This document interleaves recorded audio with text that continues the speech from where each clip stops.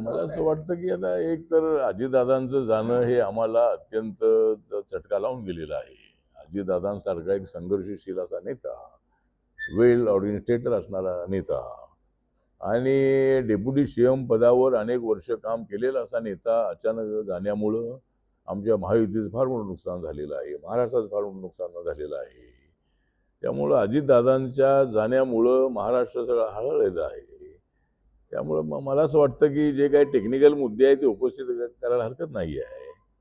पण आता प्रफुल्ल पटेल कुणाच्या लग्नाला गेले होते, आता त्यावेळेला त्यांना काय माहिती आहे, त्यावेळेला सिव्हिल एव्हिएशन मिनिस्टर होते आणि VSR कंपनी जी आहे त्या कंपनीचे अनेक एअरक्राफ्ट आहेत.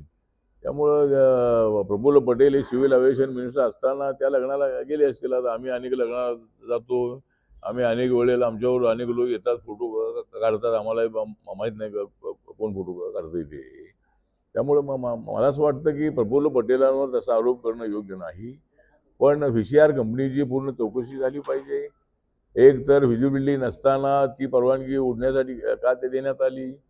त्यानंतर ते जे लँडिंगला त्या ठिकाणी अडचण होती, तर त्या कॅप्टननी, त्या पायलटनी ते विमान पुण्याला आणून उतरायला हवं होतं.